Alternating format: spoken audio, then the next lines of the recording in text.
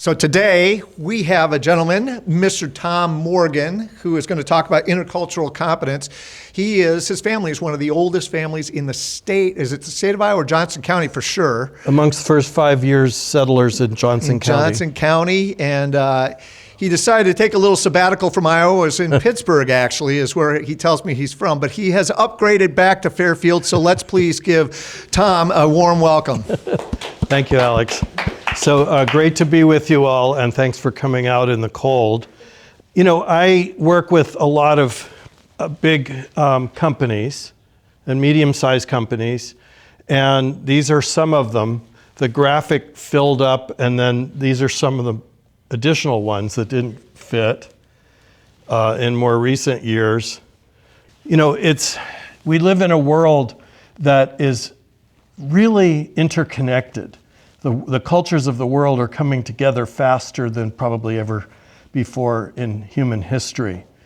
And it's not just the big companies that need help. A lot of people are really not very well prepared for communicating across cultures. And it's the little companies too. Actually, I was just telling Alex, all the time, intercultural communication is going on all the time. If we had video cameras like in every office, in every conference room, in every classroom, and we watched the last hour or so, we would see hundreds of what I call culture bumps, little situations where one person thinks that he or she is communicating something, but the other person is receiving something different than what the sender of the communication thought he or she was trying to convey. And so the field of intercultural communication came up as a way to address this. What happens when people come together and we're trying to communicate with each other, but each person's looking through a different lens that was shaped by their upbringing, and that lens becomes unconscious to us, and then the other person is looking through a different lens. So that's the field that I'm in. There are graduate programs in this. The field's called intercultural communication. My family background, this was my uncle. As Alex mentioned, my family was in Iowa going back to 1843. And one of those members of my family, my father's older brother, left Iowa in 1933 and went off to India and lived in ashrams for a year, Ramakrishna ashrams. That's him up in the Himalayas in 1936. And then that was his teacher. Swami Nikhilananda, who was also Joseph Campbell's teacher, J.D. Salinger's teacher. And Swami invited my uncle to go off to India, spent a year in the ashrams there. At one point went to visit Mahatma Gandhi. They stayed up all night on the rooftop of Gandhi's ashram. Gandhi gave him a mantra, told him how to use it in meditation technique on the rooftop during the night. And my uncle sat with Gandhi while he was weaving his khadi cloth on his spinning wheel. My uncle was arrested by the British shortly after that for hanging around with the freedom fighters. Anyway, 100 stories I could tell you, but he had associations with the main Zen abbot in Japan, stayed with the Nehru family, visited with Rabindranath Tagore. Thich Nhat Hanh would stay at my uncle's house, so would the Dalai Lama, and so forth and so on, goes on and on. But this is my favorite, Swami Parvatikar. Ask me stories, I'll tell you. My uncle did the first textbooks on Asian religion for the West. They're all still published now, and I had these books, and I grew up with his recordings of Vedic chanting and so forth. All of this fed into things that I got interested in my life. But ultimately, in the 90s, I got trained in the field of intercultural communication, and I started to work mostly in the business world, helping people who were one way or another crossing cultures and doing business and needed help with it. Probably one of the most fun ones that I worked with was Cirque du Soleil. This slide, what I'm showing you, I'm just going to tell you a few quick stories of some of the clients that I've had, some of the more interesting ones. And then I'll tell you a little bit about what I did with them, and then I'll tell you a little bit about how it's pertinent to really all of us. Cirque du Soleil, Mercedes, I worked with a few months ago, the vice president. Verizon, Vodafone, their top salespeople. Samsung was purchased by HP. Their printing business was purchased by HP. I was brought in to help them with the cultural differences. Walmart had a big kerfuffle, I think is the technical word, in India.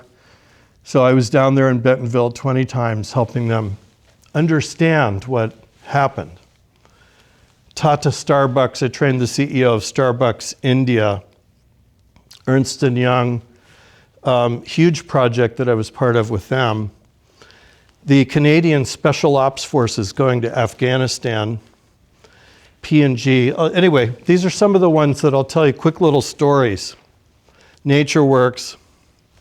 So one of the most fun ones of all was I trained these people going to China, Korea, and Dubai.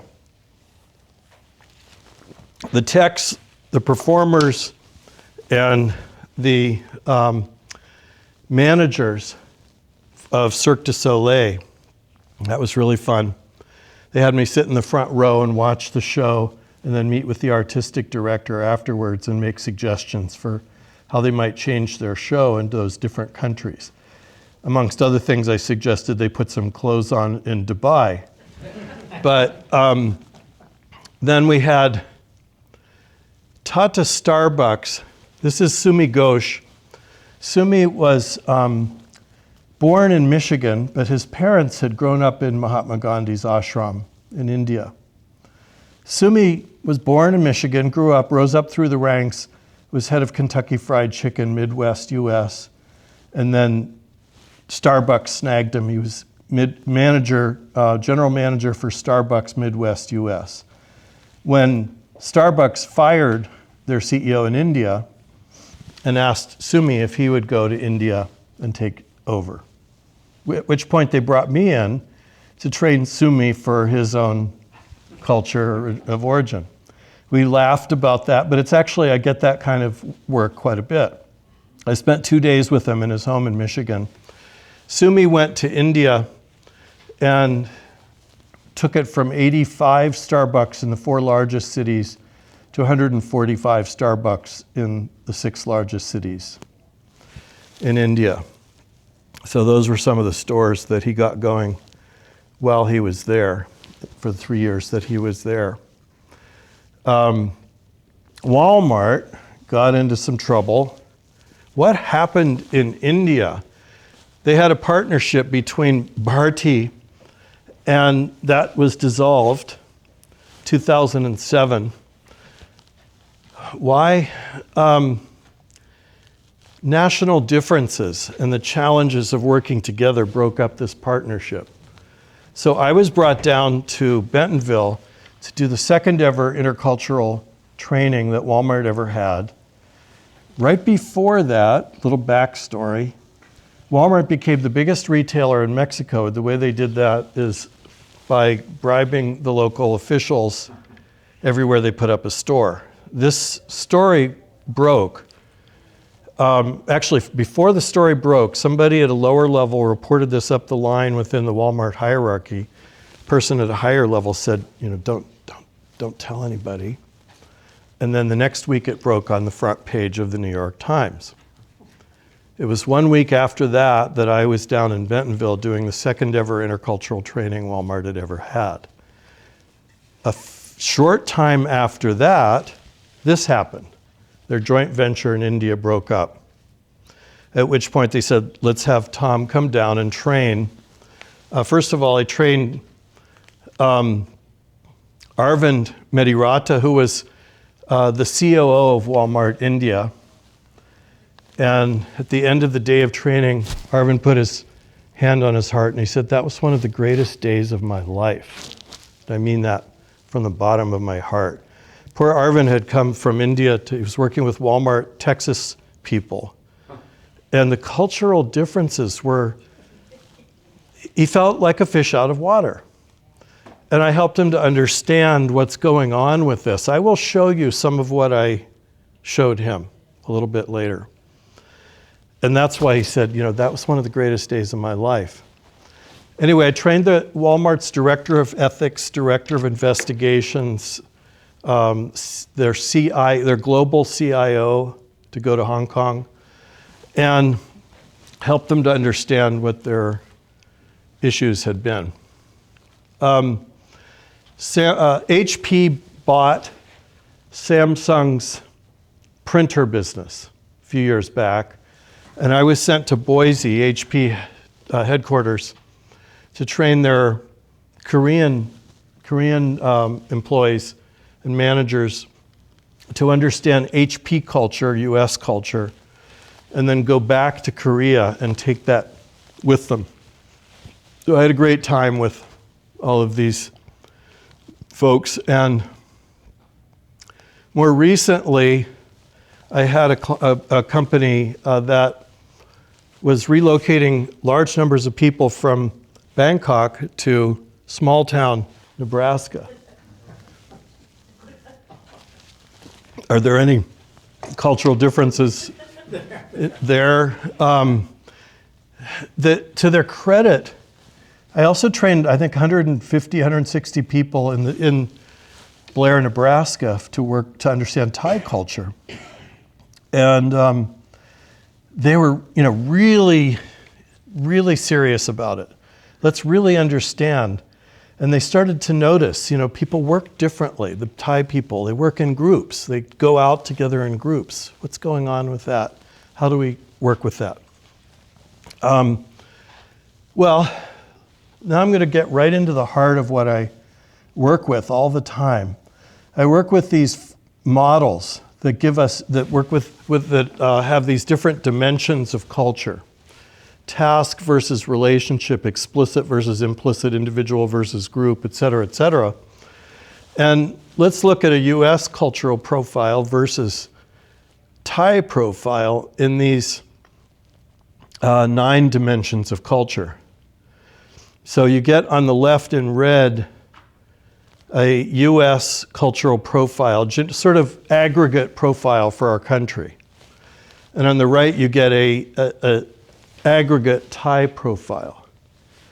And this is a really good place to start, and these are what we call culture gaps. And we want to talk about the bigger culture gaps and help people to understand what's going on with that, and help them develop strategies for how to maybe modify their behavior in order to work more effectively across cultures. But it gets more, we narrow the focus. This is fairly broad focus.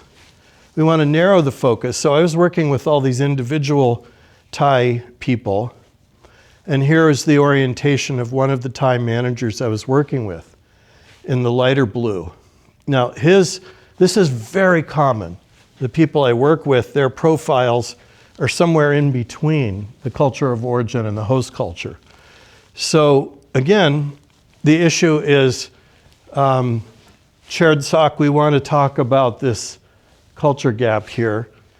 You tend to be more relationship oriented in your approach to work, but you're going to the U.S., which is a country where people are more task oriented. Begin with the business, and maybe we get to the relationship, or maybe not. I have to stay on the gray mat here. It's very metaphorical for everything we're talking about, this gray mat. But that first dimension is huge. And I'm going to show you another example to give you a little bit more dramatic understanding of this. So we work with him, we help him develop these strategies. It's cultural self-awareness, cultural other awareness. So it's taking, I was talking to Alex before we started, it's about taking things that are unconscious and becoming more conscious of them. And then, well, let's take a more dramatic example. I was asked to go and work with the Canadian Special Ops officers going to Afghanistan. Now, my family's Quaker, pacifist, anti-war, et cetera, et cetera, et cetera. That's what I grew up with. But when they told me, we're trying to focus in on how can we do better in Afghanistan at building relationships with the tribal elders. I was willing to help them with that. I did the same thing with Marines at Camp Pendleton, with young 20-year-old Marines going to Afghanistan who had to build relationships with what they call the Whitebeards, the tribal elders. So I'm working with these people, Canadian Special Ops Forces, in their Shura, their meetings in Kandahar, one of the most dangerous parts in Afghanistan. And I focused in on this particular dimension of culture, task-oriented versus relationship-oriented cultures. And who's more task-oriented than, Canadian US military, right? And very far over on the other end of the spectrum, Afghan culture in general and the tribal elders and so forth. So this is what we call a big culture gap. Red flags should go up. And I told these officers, all the different things that make what you're trying to do in Afghanistan difficult, if not impossible. This one thing alone is a predictor of failure if you don't move in this direction and focus more on relationship building in the ways that you can. And so this one dimension, if you want to just take one dimension of culture away, this is one of the really, really big, important ones that is tremendously helpful to understand. How do you get things done? The task-oriented people jump right away to, here are the things we need to do. Let's start with this, let's do this. The relationship oriented, have we established trust? My family has always done business with the DeLeon family. We know we can get a better deal with the Salazar family. But we do business with the people we know because we know each other.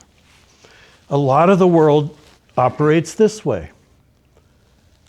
Now, we can start to think about how does this relate to what you all are doing.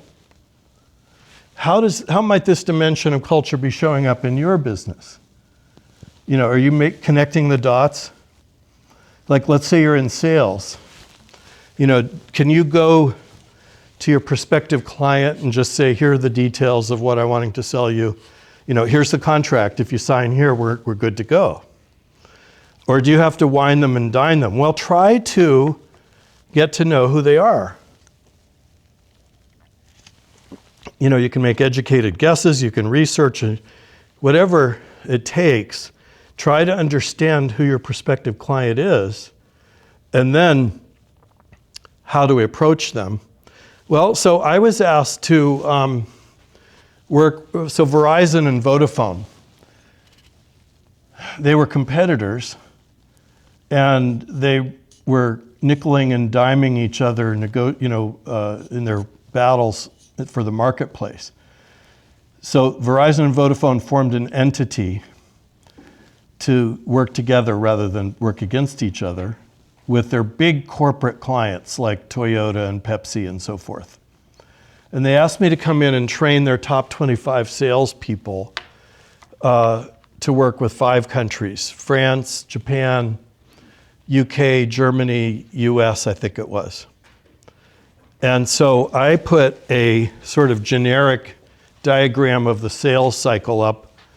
It wasn't this one, it was a little more involved. And at the beginning of the one-day workshop I did with them at the Verizon campus in New Jersey, and I said, okay, which of these steps in your sales cycle have cultural factors at play? Trick question, right? Every single step. And so, that was a fun project. The sales process is very cultural. Everything you all are doing that relates to sales, really everything everybody's doing all the time, everywhere, is culture. Again, my conversation with Alex before we started, I made a statement to him. I said, culture and communication are actually the same thing. When we're talking about culture, we're talking about communication. When we're talking about communication, we're talking about culture. So I'll leave that hanging in the air. Isn't there a statement, culture eats strategy for lunch? Yeah, there is. And if you don't have culture down, you forget strategy. The problem is that, and so the big issue is that culture generally is almost entirely unconscious. So, and now mostly you're talking about like organizational culture, I think, but it's the organizational culture. It's very true of MIU, every situation. There are all sorts of things, hidden assumptions that are going on unconsciously that drive behaviors. And so if you can get at what's going on, become more conscious of the things that previously were unconscious, then you have more power to change what the organization is doing and their level of success. So another really very interesting project, in some ways the most interesting of all. So I've worked with all four of what they call the big four global accounting firms. Deloitte, EY as it's now called, PwC as it's now called, KPMG. But the most interesting one, I worked with EY. The chairman of EY, to his credit, maybe about 15 years ago or so, said to all the 7,000 senior managers, hey, everybody, the world is changing, and we need to change our culture or we won't exist in 10 or 20 years. One of my teachers, the anthropologist, Jörg Schmidt, started working with EY and brought in about 25 of us to work with all 7,000 of their senior managers. We went to all their offices all around the United States. They put us up in the Ritz-Carlton, which was nice, et cetera. And we worked with them. We measured where the senior managers were. I'll show you the scale in a few slides, but we measured where they were as an organizational culture along a spectrum of intercultural competence. Well, it turns out, no surprise, almost all of corporate America, that's an exaggeration, I'd say about 65% of corporate America is right at the midpoint, what we call minimization. It's where people are pretty unconscious of what they're doing culturally. They're unconscious. Those are the people who think culture is like customs and etiquette. I'm going to China to do business. Give me a book that tells me how to use chopsticks. It's seeing culture on a very superficial level and not seeing oneself as a cultural being. If you're in minimization, especially if you're part of a dominant cultural group, chances are you don't see yourself as cultural. That person has an accent. I don't have an accent. That person's ethnic. I'm not ethnic. And so white, European American, parents from the Midwest US, it would be very, very easy for me by default to grow up thinking that other people are cultural. I'm part of the norm or the standard from which others are the deviation. And I approach cultural differences that way. In that stage, people don't see power and privilege differences and so forth and so on. So almost everything that I work with is what I call the minimization problem. Most of corporate America is in minimization. Spiritual communities are largely in minimization, stuck there. It's a comfort zone. Whole other discussion takes some time to get into, but I just thought I'd throw out that little bit of a teaser. So at Ernst & Young, at EY, what we did was we put a slide up. This is almost my sort of elevator speech version of what you need to work on, EY, is if you make a graph that has this axis is diversity, all kinds of human diversity, visible, invisible, and this axis is to what extent are you creating an atmosphere in which everyone feels seen, heard, valued, included, engaged. We call it inclusiveness or inclusion. And implied in this are 4 quadrants, and the upper left quadrant is where you have high diversity but low inclusion. Very similar thing at a university near us right now. Very high diversity, but we've created a kind of core culture where people don't feel necessarily part of it. But anyway, what you end up with when you have this, when you're in this quadrant, you've got retention problems. Sometimes people leave, or they stay, but they check out, and they do the minimum that they have to do to get their paycheck or their grade or whatever it is. Morale is low, competitive advantage is low, collaboration is low, engagement is low. What we told EY is you have to switch over to, we have to move the culture over to this quadrant, high diversity, high inclusion, and that's where there's this big switch that happens, this big change. And you get competitive advantage is high, collaboration is high, morale is high, engagement is high, retention is high.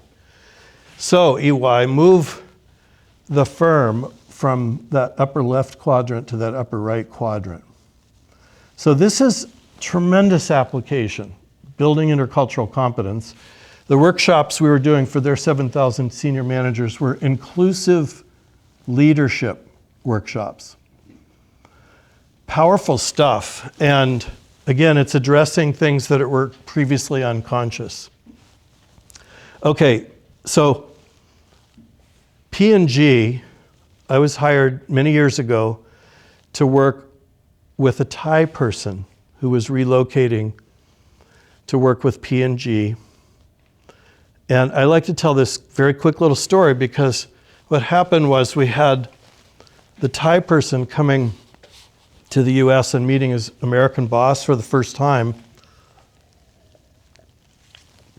And the Thai person was not making much eye contact. His handshake was quite gentle by US standards. You know, we have this death grip, shake 3 times and pull out sort of approach to shaking hands. And a lot of Asian cultures, it's sort of, you know, gentle. And his eye contact was low, and his, you know, the US manager was trying to engage him. How was your travel? You know, Sanchupakorn was, how was, trying to engage him, and the Sanchupakorn was like saying one-word answers to questions. What's going on? No, I was hired to work with a Thai person, but the US guy really needed training. So what was going on with him? Because this sums up a lot of what I'm trying to get at. How did the US manager perceive the Thai person's behavior? How did he interpret it? How did he read it? Rude. Pardon? Sorry, rude. Rude. Withdrawn. Withdrawn. Low self-esteem. Yeah. The Thai person's supposed to be a manager. How's he going to be a manager of our American employees if he's so unsure of himself? He wasn't reading the behavior, he was misreading the behavior. What was he doing? The US manager was referring to the only thing he knew, the cultural logic he grew up with. This is called ethnocentrism. Everything I'm doing in my work is helping people to graduate from ethnocentrism. There are different ways we can be ethnocentric, but all of us are being ethnocentric all the time. We try to become more conscious of it and move away from it. What we have to do is learn how to do, if you want to remember 4 words from this presentation, we have to learn how to frame shift and style switch. Frame shift means I need to be able to do what that American manager wasn't doing. I need to shift frames of reference into the other person's cultural world. Number 1. Number 2, I need to style switch. Usually it's not very big switch. It's just a little bit of modification of my behavior in order to behave in culturally appropriate ways in or with this other cultural context I'm interacting with.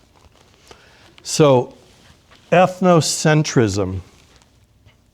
The Thai employee meeting as US supervisor, the US person was doing what we call ethnocentric perception, ethnocentric evaluation. We're all doing this all the time. If you can learn to move away from that, learn to frame shift and style switch, I can't begin to tell you how powerful it is, how much it will increase your success, whatever you're doing. This was the anthropologist, maybe some of you read his books, who's kind of our grandfather in the intercultural field, Edward T. Hall. He said the single greatest barrier to business success is the one erected by culture. Wrote, I think, 7 books, Silent Language, highly recommended, very readable, wonderful books. And he trained my teachers, so he was like my sort of intercultural grandfather or whatever. I got to meet him in the 90s before he died. The communication process, I already sort of summarized this, but when we communicate with each other, what we're doing is, I'm the person speaking, I'm the person writing. What's happening is I'm bringing hundreds of thousands of pieces of information from my cultural upbringing unconsciously into my process of how I'm communicating. What words I'm using, how am I using my hands, if I'm using my hands, what a tone of voice, facial expression, am I standing or sitting or whatever. So many things go into our decisions that we make about how we communicate. And so that's called cultural encoding. The sender encodes a message unconsciously using hundreds of different elements of his or her cultural conditioning to communicate meaning. The person on the other end is doing cultural decoding. The receiver decodes the message, interprets the meaning using elements of his or her cultural conditioning, and then you hope there's at least some overlap, and that's where communication takes place. When the meaning sent and the meaning received are the same, communication occurs. The receiver's interpretation is likely to be at least a little bit different, or possibly very different, from what the sender intended. That's this kind of fundamental intercultural problem. One of the models I work with a lot, my favorite sort of framework of dimensions of culture, this has 17, we could say, dimensions of culture. And I do an awful lot of India-related work, sort of known in the field as an India expert. Partly because I lived there for 3 years and partly because of my uncle and all of that family background. But here I'm showing you in the blue circle is the India aggregate profile, and then the red circles are the US profile. And it's almost like a mirror image, the two sort of cultural profiles. So, like for example, how many of you, your approach to your day, you think time is money? Yeah, right? You see time as a limited commodity that you need to allocate it in the best possible way. Well, a lot of cultures see it the other way around. It's time as a fluid, really infinite, renewable resource. And so we have, each of these dimensions has things we could talk about. Here it says being and doing. Those are just other words for the dimension I showed you earlier, task versus relationship. Indirect and direct. And, I could spend a whole week talking about this one slide. But what happens is, like, let's say I'm doing a training with a group of executives, and I say, how many of you, I give them an assessment tool, and we see what their profile is in all these 17 dimensions. I say, how many of you in the room scored as indirect in your communication style? Maybe a few hands go up. How many of you score as direct? Yeah, quite a few people in the US, hands will go up. And the tendency, if we're direct communicators, is to think this is the right way to communicate. This is the best way. This is the natural way. Why? Because why do we think it's the best way if we're direct? Pardon? It's our way. It's our way, but what are the advantages of it? Why do we like directness? Efficiency, thank you. So I'll ask, okay, direct communicators, what are some words you would use to describe the indirect communicators? What was it? Scrambled eggs? No. What did you say, Paul? I was literally yawning when you said the end of the sentence. I couldn't hear it. Oh. I wasn't yawning because of the context. My scrambled eggs brain heard scrambled eggs when. Anyway, so what are some words direct communicators would use to describe indirect communicators? Wishy-washy. Vague, wishy-washy, vacillating. Indecisive. Yeah, very good, very good. What are some words the indirect communicators would use to describe the direct communicators? Bossy, overbearing. Yeah. What kind of words are those? All those words. What kind of words? Aggression. What? Aggressive? What else? Task-oriented. Judgmental. So, do you see how quickly we go? This is ethnocentrism. I'm a direct communicator. Actually, I'm an indirect communicator. But whatever I am, my tendency is to think this is the right way. This is the best way. That person who's doing it the other way, well, it turns out both have their place in the world, and they both have actually value. We could get into that. But what happens is that direct communicator tends to think, this is the right way, this is the best way. What kind of vision is this? The slide. What? Myopic. What? Myopic. Myopic is a good word. What else? Narrow. What kind of vision? Tunnel vision? Intercultural tunnel vision. And so this is what's going on all the time is we're for many of us, is we're functioning ethnocentrically, thinking that our style is the right style. And then what we really want is something more like this. We want to expand our awareness to include different styles of getting things done. And the whole framework that I have here, this is what we really want, is expand our awareness to include the range of different ways that human beings operate as human beings.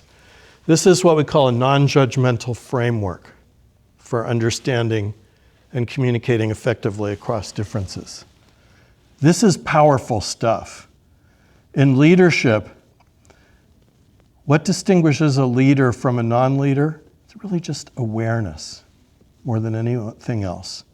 And this is awareness. This is awareness of our different ways that we operate as human beings all around the world.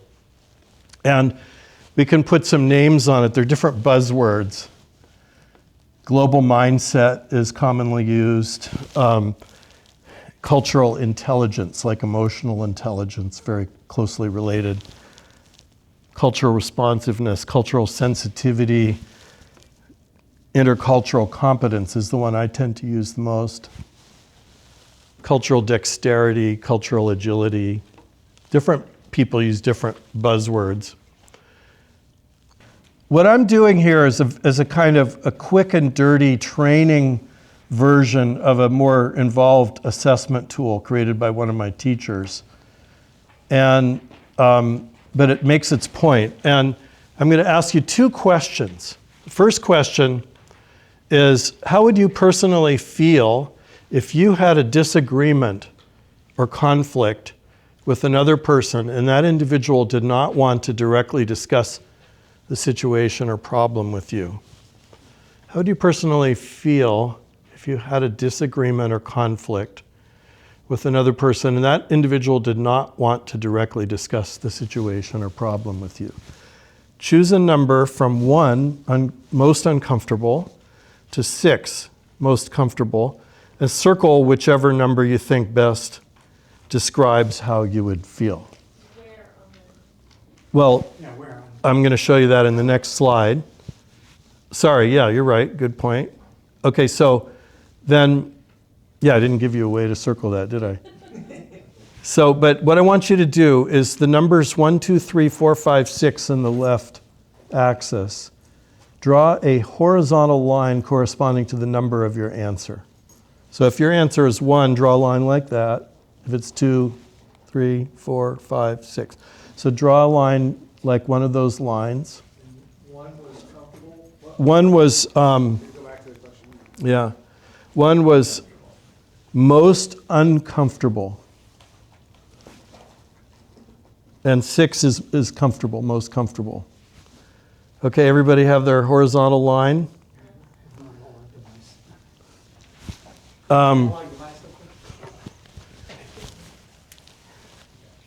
Okay, and then second question. Do you need that again, Bob? So, least comfortable to most comfortable. Yeah, so circle number 1 from 1, most uncomfortable, if that happens. 6, most comfortable. Okay, the second question is how would you personally feel expressing strong emotions such as anger during a disagreement or conflict? Okay. So 1 is most uncomfortable, 6 is most comfortable. Okay? And then we're going to draw a vertical line corresponding to that number. Such as anger or specifically anger? No, it could be such as, could be something, intense emotion. So the second one is a vertical line. Yeah. Okay. And then what you're going to end up with, of course, is 2 lines that intersect in one of the 4 quadrants of your worksheet. Somewhere in one of those 4 quadrants. Again, this is quick and dirty, non-scientific training exercise that gives us a sort of hint of which of 4 styles we might fall into ourselves. And what I'm showing you here is these are 2 dimensions of culture that are being cross-referenced. We talked a little bit about direct versus indirect. Another one that we didn't talk about is emotional restraint versus emotionally expressive, another communication-oriented dimension of culture. And the cultures of the world tend to fall into these 4 quadrants. So if you're direct but emotionally restrained, we call that discussion style. If you're indirect and emotionally restrained, we call that accommodation. If you're direct and emotionally expressive, we call that engagement. Kevin, it's coming around to you. And then if we're indirect but emotionally expressive, we call it dynamic. Which one do you think the U.S. workplace? Discussion style. Yeah, it's sort of frowned upon generally not to, to bring a lot of emotion. People aren't emotional in this country. People kind of hold back. It's sort of like bringing too much, well, not all people. Every workplace will have people at all 4. I mean, every workplace where there's any significant number of People people. at the top are going to be more there because of the discussion level. Yeah, For the most part. yeah. So here's kind of US and Canada, UK, Northern Western Europe, Scandinavia, Germany, Australia, New Zealand. How many scored in upper left? Yeah, okay. And then Native American, some of the Latin countries, African American. So the people from the US working, you go to meet with your sheikh that you're trying to do business with, he might be thinking, how do I know I can trust him? There's no passion in his, but the US person's thinking, I'm going to be very measured and so forth. So there's a little taste. Lots more to talk about. I'm happy to stay after. We've got time for just three real quick questions, and we'll start with you, Stuart. Yeah, so I'm imagining I'm the Procter & Gamble management, Mm-hmm. and I'm bringing a Taiwanese, so I'm imagining I'm the case study, the Procter & Gamble, say top management. I'm choosing to bring a Taiwanese manager to the U.S. What is the rationale when you know that these 400 people in this managerial group are American type A? Mm-hmm. What advantages are there to Procter & Gamble of bringing a Taiwanese manager into that culture? I mean, I thought you were going somewhere else with your question, but it's a great question. So I thought you were going to ask, what's the rationale for the U.S. manager, switching styles to match his style, or you're trying to understand? Yeah. Well, the rationale is diverse teams are more productive. You're benefiting from diverse thinking styles. Diverse people bring different ideas, different approaches.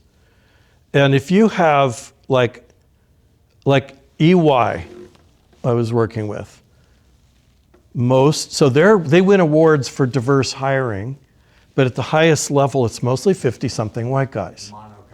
Monoculture, groupthink, narrow success profile. Who gets promoted? Not the diversity as much as you would like to think. It's more like I'm the senior manager, senior partner, and what am I looking for? I'm looking for executive presence in the new hires. Who am I likely to hire and promote? That guy who looks like me, who makes eye contact the way I do, who shakes hands the way I do, plays golf where I went to school, similar. So I see executive presence in people like me. It's called unconscious bias. And so what happens is the monoculture gets cloned, and then they don't benefit from diverse thinking styles. Yeah, so when I look at the dynamic, it kind of reminds me of like passive aggressive type behavior. Is that same or people is it bring that up? Yeah. It's a different thing, I think. How's it different? When you say that, what are you referring to? Well, people that are suppressing, they're not direct, so they may have outbursts and outbursts of emotional expressions that are not in context, and so you're not understanding, why these things are happening, and it's a very... Well, you're making an assumption that they're suppressing. Another way to say it is maybe they're used to, they have ideas about what's most effective in communicating in the workplace, and they're following that. It's not necessarily suppressing. It's what they've grown up with thinking is the best way to communicate. So they're related ideas. It's a very good question, but they're really two separate things. Because there's a cultural norm we may grow up with, an orientation or a preference to communicate in a way that doesn't involve a whole lot of emotion. But let's say my parents, I'm engaged to somebody whose family's from Sicily, and she has 7 or 8 siblings. They have a different way of communicating. They're used to that. So I'm Anglo-Saxon in my background. So whatever, I'm Quaker, et cetera. I have different set of ideas about what's the best way to communicate. That's a different thing than passive-aggressive. Okay, last question. Yeah, how did you come to be so cognizant of other cultures? You lived in India, that's, you can immerse yourself in that culture, but Right. But you've worked with so many different cultures. How did you come to that level of So thanks, good question. So 3 things. One was my uncle. The sort of other part of the story I didn't tell you is my uncle left Iowa to go to Harvard studied Western philosophy under Alfred North Whitehead, finished all his PhD coursework, and then said, hey, wait a minute, Harvard, you're not giving us anything on the Hindu perspective, Buddhist perspective, whatever. He dropped his PhD after completing all his coursework, switched to the divinity program. But what was happening was between 1890s and the 1930s, the field of anthropology was going through this big change. Prior to that time, it was what they called a unilinear model, which was like the anthropologist said, there's one most evolved kind of civilization, and other cultures are along a scale trying to be like that. And starting in the 1890s up through the 1930s, they started saying, no, let's have this new idea, we call it cultural relativism. Different cultures are just different ways of organizing human existence. So the anthropologists who were talking about this idea were at Harvard at the same time my uncle was. My uncle took these ideas, he said, I'm going to apply this to comparative religion. And part of the idea with that is what they called participant observation. Go and step and live in the culture. That's how you get to know a culture, not by going to a museum and looking at artifacts behind a glass case. So my uncle was the first person to take these ideas of cultural relativism and apply them in the field of comparative religion. So I grew up with that. He was associated with the forefathers of my field. I lived in 12 countries outside the US. That was the real impact on me. I lived for a year in Nepal, long before the internet. And I got fascinated by how I was being transformed by the experience of immersion in a culture that was like polar opposite to my own. Number 3, in the 90s, I got training from the founders of the intercultural field. So all of those things together, I noticed myself changing living in other countries. I got fascinated by that, and I got interested in the field and studied the field. And then I actually really learned a lot working with all those companies. Yeah. It's fascinating, fascinating. Tom, thank you very, very much. That was interculturally enlightening. Very good.